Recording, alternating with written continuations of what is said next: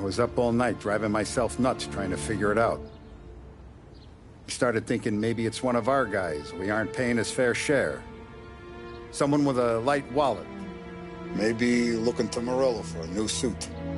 Frank wasn't around, so I went to the safe to get the account books. To see who's getting cents on the dollar he's earned. What do you know? The books are gone, Tom. Frank. More than 50 years I've known him. Everything I have, I got with Frank.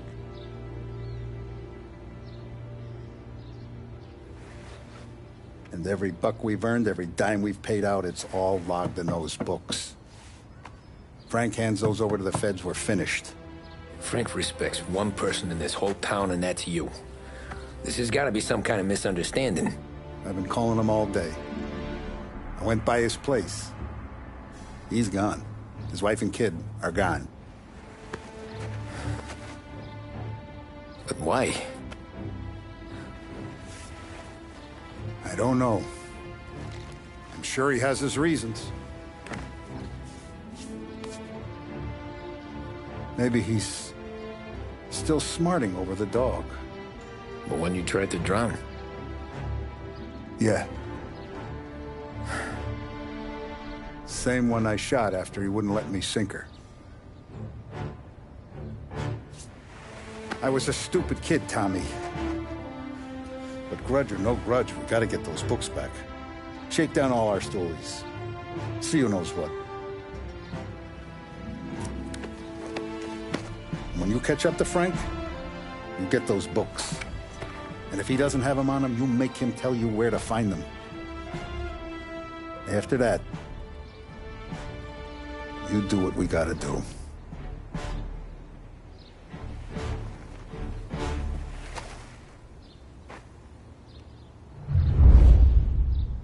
Vincenzo's waiting for you with a clean car.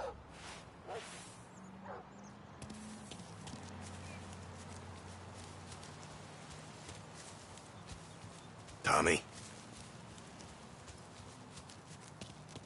Tough day today, Tom. We gotta keep a lid on this, Tom. Start with Biff, but don't give him nothing. I got you a clean set of wheels. And something special here, if you want it.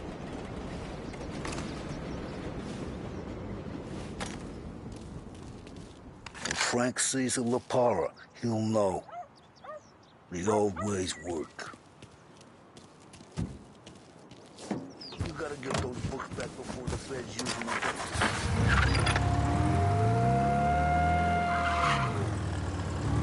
And now for the latest news. The Navy is today continuing its search for the remains of those brave souls lost aboard the airship USS Akron.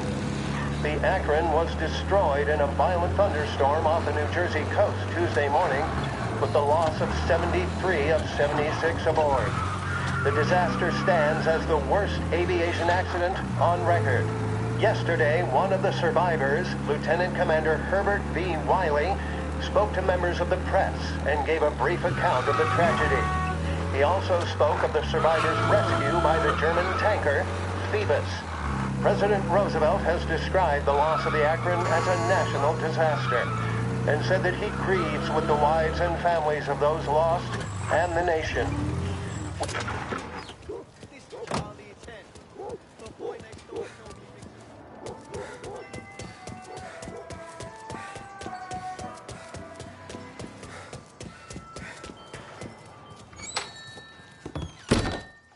Tommy, what's the rumpus?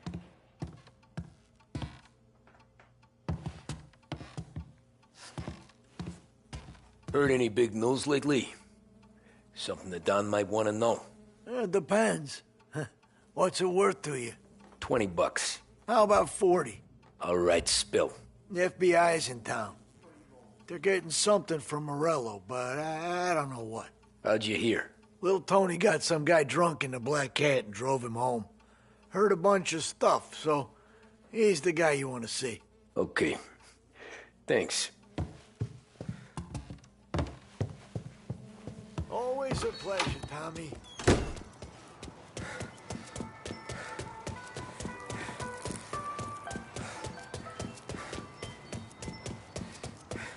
Hey, you don't get... Welcome to a WLH Sports Report. There's a sense of anticipation as we await the start of the big game.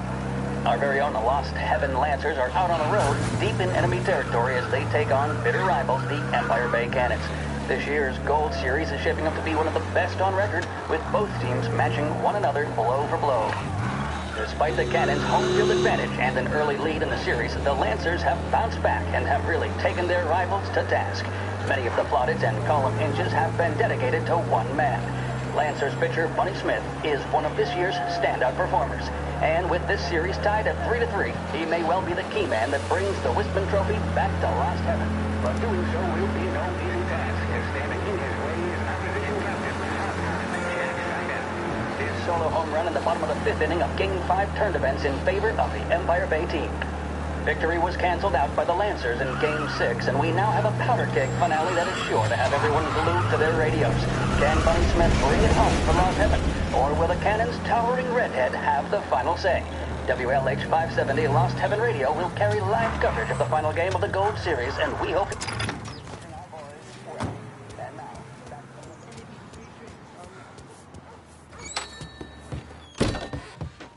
Everything okay, Tom? Nah, it's not. What's this about the guy you drove home who's with the feds? He came in for a drink, which turned into 10. He's hired muscle for some kind of safe house. Where? Oak Hill, corner of Pine.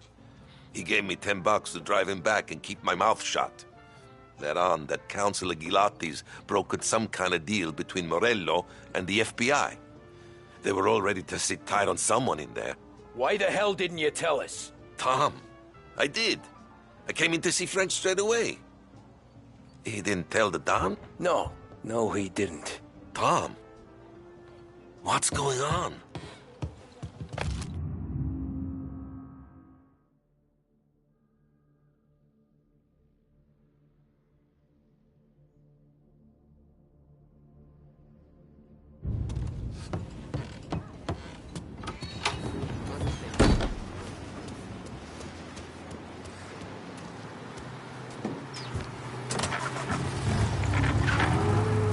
We return now to the coverage of Game 7 of the Gold Series. And by the looks of it, ladies and gentlemen, we'll be underway any minute now. The crowd here in the Armory are restless. You can almost taste the tension as we approach this, the deciding game between these two famous rivals. More than a little bad blood between them, and more than a couple of nasty flare-ups in recent years. Of course, this occasion, more than any other, could prove feisty, what with the drama that closed out the previous game. That, of course, saw the Lancers win to tie the series, and it's not often Empire Bay and Lost Heaven can boast the game's best covering hitter and pitcher, respectively. I refer, of course, to Foghorn Seidel, a man mountain with a shock of red hair, and Lancers star Bunny Smith. Speaking of Smith, he is jogging, I suppose you'd say, between his teammates, issuing last-minute orders. They seem responsive to whatever he's saying. He commands respect from his team, that is for sure. My goodness, there must be some nerves among some of the younger Lancers, Elms, Graveson, and Nicholson. Smith seemed to have pepped them up. That's good to see. That's what a good captain does. The Cannons lineup is meandering over to the home team dugout. The Lancers are slowly taking up their position, so we can't be too far away from the opening pitch here at the Armory, the home of the Empire Bay Cannons. Stay with us for more.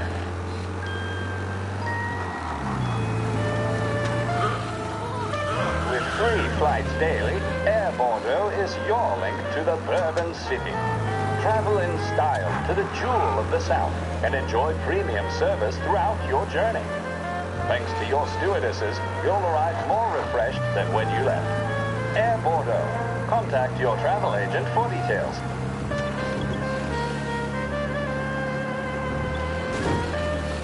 This is 570 AM, Lost Heaven Radio. Thank you for listening.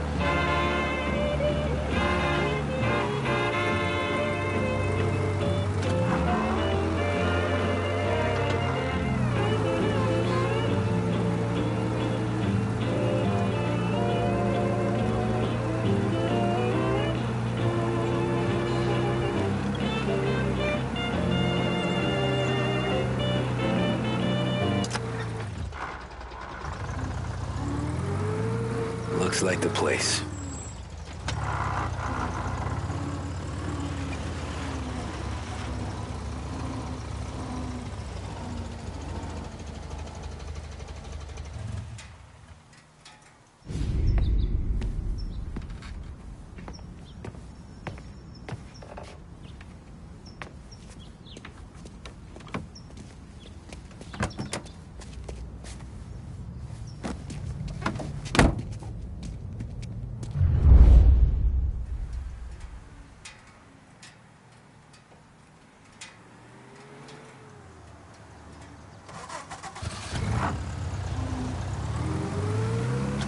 to those account books, Frank.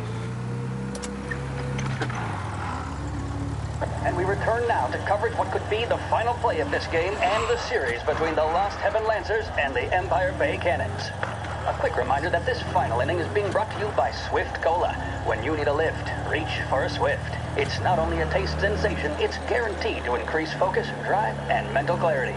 Pick up a bottle of Swift Cola today. And as we are coming to a close, let me thank today's other sponsors, Big Break Cigarettes and Lost Heaven Courier. Both of these teams could be said to be entering golden eras. Each team has a star player at the core with promising youngsters set around them. I refer, of course, to Smith and Seidel. The Cannons have had several such golden periods. The Lancers, it's fair to say, have not. I can see Lancers manager Frankie Hodge prowling in front of the dugout, gesticulating. He seems animated, to say the least. Looks like he's putting one of the officials in his place or something or other. With the noise of the crowd, it is quite hard to say for sure. Whatever's going on down there, you can feel the sense of occasion, and you just know that whatever happens, the crowd will be the first to tell you what has happened. The Lancers are now within minutes of snatching the Gold Series, which at one stage had appeared doomed, but they equally teeter on the edge of defeat. It all comes down to the final play. Nobody is warming up in the bullpen. Nobody down there is considering the possibility of extra innings. Bunny Smith then, standing on the mound, a look of steely determination on his face. He's betraying no emotion, doesn't look nervous or tired after his exertions this series, nor does he appear to be carrying the weight of expectation. He's having a word with the umpire about something or other. What a strapping fellow, 6'2", 195 pounds. If the Lancers are to win here today, he's going to write himself into the record books. And boy, oh boy, what that would mean to the people of Lost Heaven after such a long time without glory on the diamond. All right, they've sorted out whatever was going on. Here we go then. In for the Cannons, it's Paddy Doherty. Smith is pitching the game of his life, but Doherty's a big man. If he can catch one, it could run, and with bases loaded, the Cannons would have it. Here we go. Doherty facing down Smith. Fastball and strike. The big man thought he had it. Some speed on that ball, my goodness. It's fair to say Doherty looks a little spooked. He was convinced he had it. His body language tells the tale. Smith remains cool under pressure, not a flicker of emotion on his face. They're taking you to the airport, Frank. Lines up. And that's two. There was zip on that one. Good Lord. Seidel is barking something at Doherty, but we have no chance of hearing it as the noise of the crowd reaches fever pitch. Doherty's gesturing, and that's only making Seidel more irate. This is it, folks. Another strike, and the Lancers win. If Doherty can get behind it, surely the Cannons will get all their men home and snatch victory. A swing and a miss, and that's the winners! Lancers win! Lancers win! And Smith finally cracks an elated smile. He's thrown his cap in the air, as have his teammates. Lancers win the 1933 Gold Series!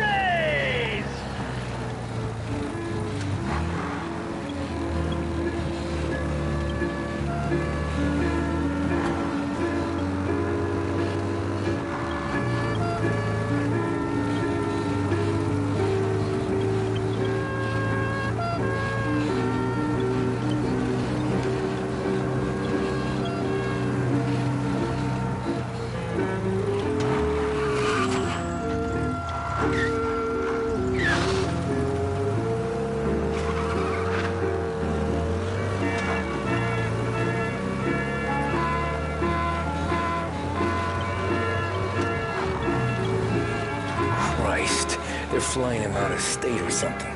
Fuck, this ain't good.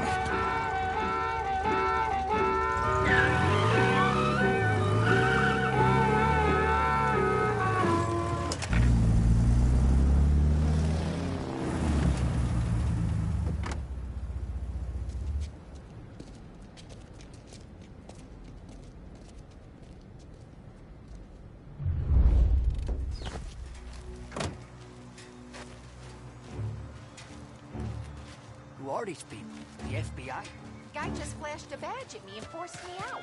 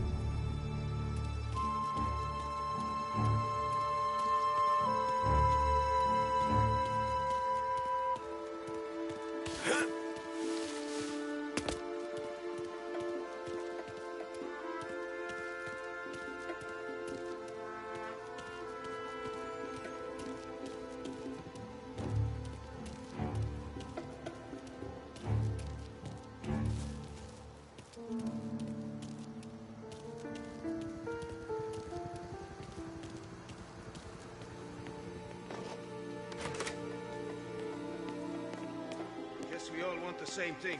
Can't say I'm happy dealing with these people.